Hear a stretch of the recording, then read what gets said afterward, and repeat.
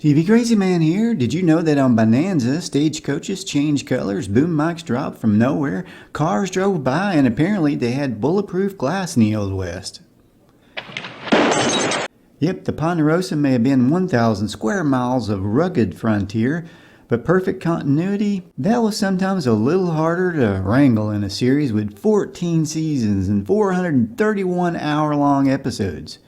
Today, we're diving into some of the funniest, most interesting goofs from Bonanza. So let's ride down the trail and see what we find.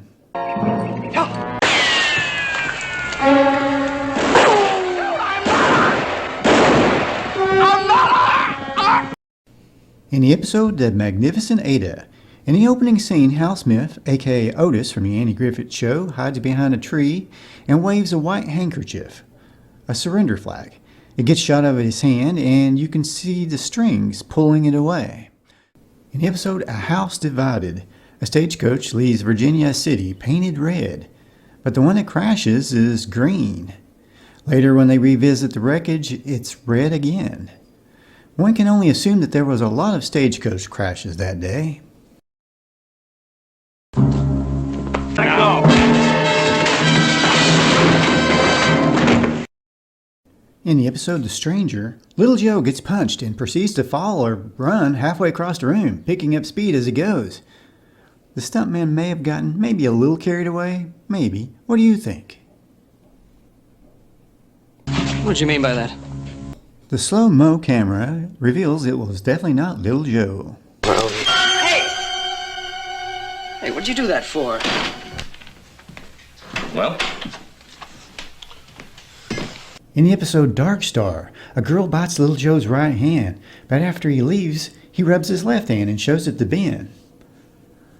Little Joe must have forgot which hand got bit, I guess. You know, I have to wonder if this is how Michael Landon became a teenage werewolf. A teenage werewolf. Well, technically they made that movie before Bonanza. No! No! Coincidentally, on the episode Dark Star, Little Joe was told the gypsy girl had actually turned into a wolf. She has changed herself into a wolf and slaughtered chickens. And years later, Michael Landon would himself become a werewolf again on an episode of Highway to Heaven. I was a middle-aged werewolf.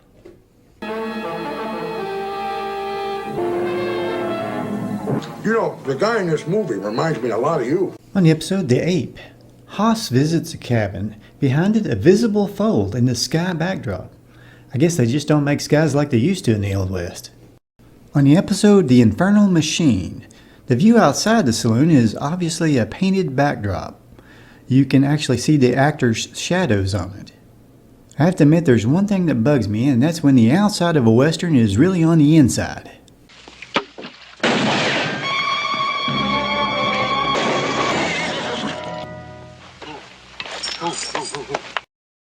In the episode The Friendship, when Little Joe gets dragged by a horse, his ankle goes from being attached to the saddle with a strap to just being in the stirrup. Where can a fella get a bath in this town? I don't know.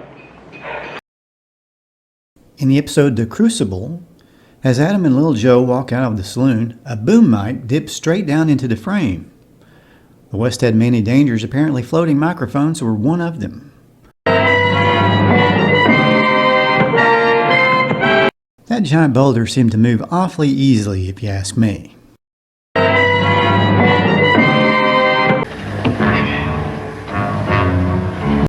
In the episode The Way Station, guest star Robert Vaughn goes to Lookout, not wearing his holster.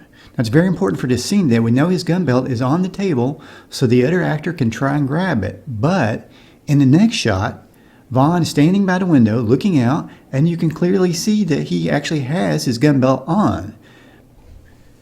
When Vaughn rushes back to the table after realizing that he'd left the gun belt unattended, the gun belt he was just wearing is back on the table where it really belongs for this scene.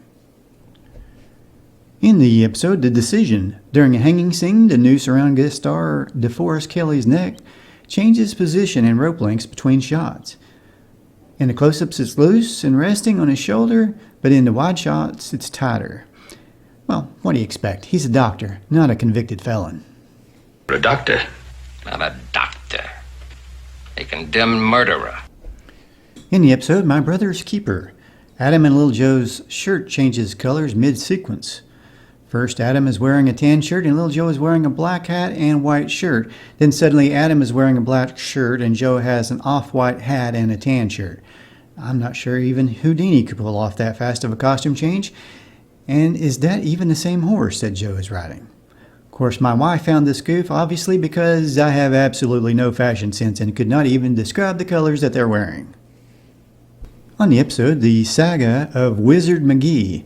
Check out the disappearing gloves on this lady. Now you see them, now you don't, and then you do. On the episode, A Question of Strength.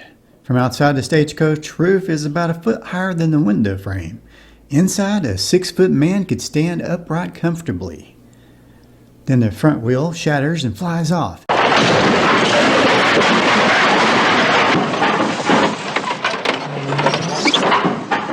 In the very next scene, after the stagecoach crashes, the wheel is back on and fully intact.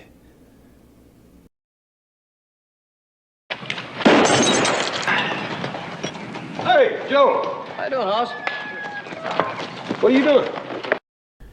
On the episode Ponderosa Matador, Little Joe puts up the same bottle twice to shoot. I wonder if it was a time anomaly.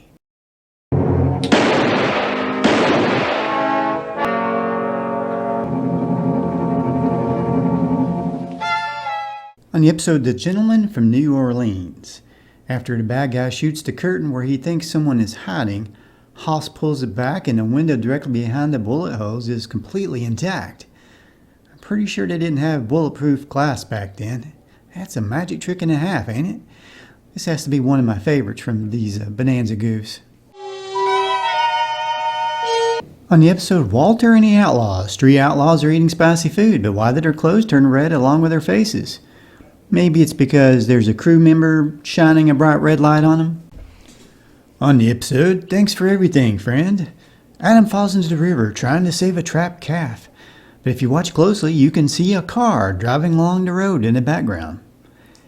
I don't know, but I think it might have something to do with time travel.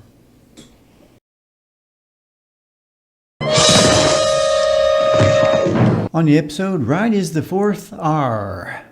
Hoss shoots a man behind these rocks, and as the man falls, the rock shakes and jiggles around.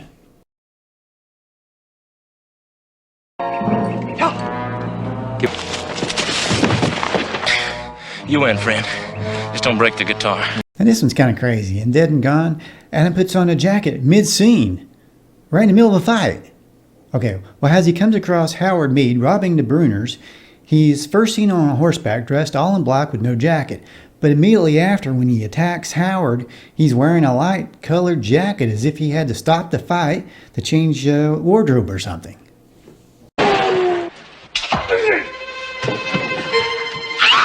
On the episode A Good Night's Rest, a knife is thrown into this guy's back as Ben is trying to wrestle the gun from his hand. You can clearly see a rectangular board or some sort of padding under his shirt. Charles Augustus Hackett taught me. I'm gonna take a chance. Yeah? Yeah, I'm gonna let you drive home, and I'm gonna take a chance that you won't drive. On the episode To Own the World, watch as Hoss counts his money and puts it into his top right pocket twice. Another time anomaly? Maybe. Have any luck? Not a sign of it. I don't know. That whole herd just seems to have disappeared in thin air. We need 30 more head by the end of the week. I just don't think we can deliver. On the episode To Kill a Buffalo, when Little Joe rides into the barn, another man rides in behind him. In the next shot, the second rider has disappeared.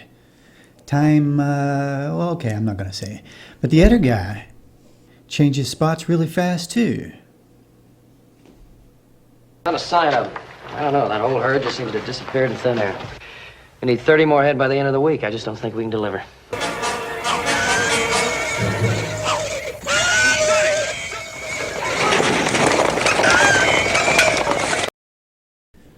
On the episode Destiny's Child, when horses stampede, part of the camera rig can be seen when the horses run over the fence.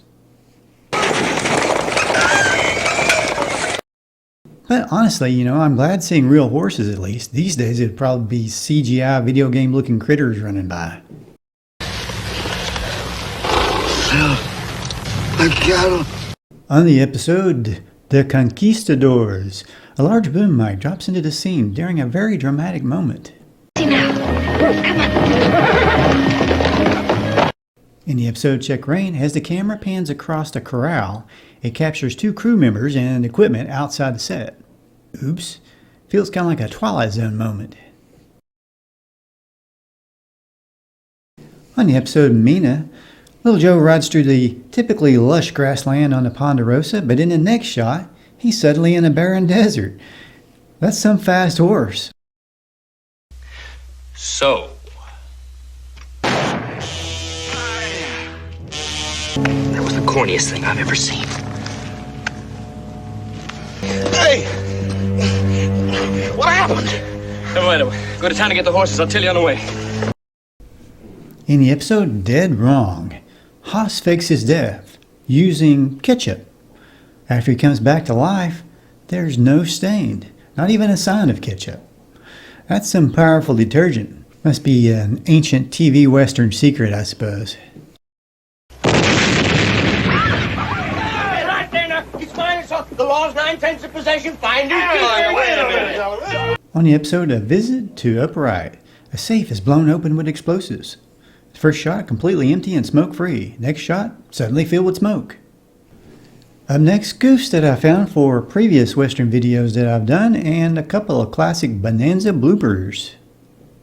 On Bonanza, on the episode The Bride, West plays a seriously evil villain who seems to be winning until he's beaten by another Adam.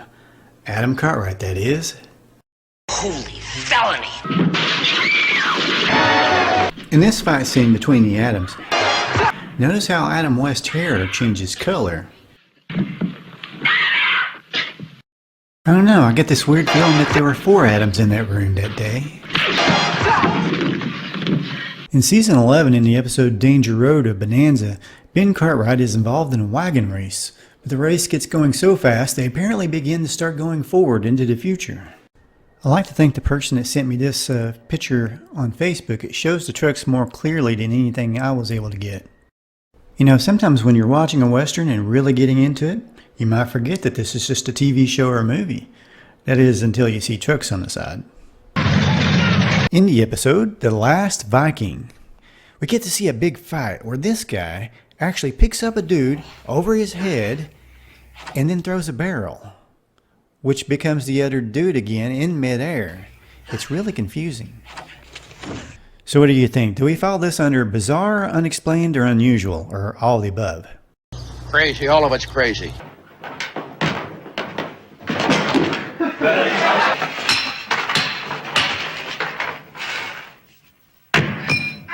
In this episode, it looks like Hoss is about to take on a man in a bear suit, and I'd hate to be that man.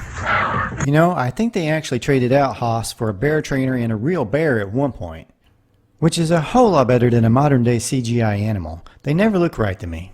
So what do you guys think? Would you rather see a guy in a bear suit or a CGI computer-generated bear?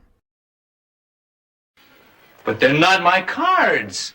I forgot to blow the line. Cards, all right.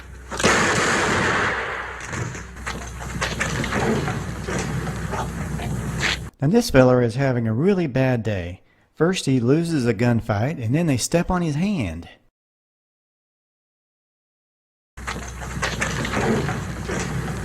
Yeah, that sure is a lot of bull, all right, Bob. That is a cut, isn't it? Yeah, that's a cut. Yeah. I don't know whether...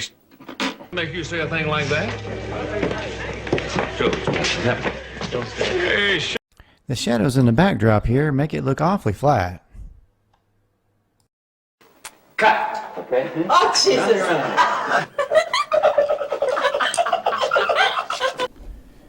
These goofs remind us of how television used to be made. Practical sets, painted backdrops, visible stunt doubles and all. No CGI, no digital fixes, just pure fun, and they seemed a lot more real than movies and TV these days that feel more like glorified video games sometimes. If you spotted a goof that I didn't, mention it and drop it in the comments. Don't forget to like this video and subscribe if you haven't already. Thanks, and y'all have a great day.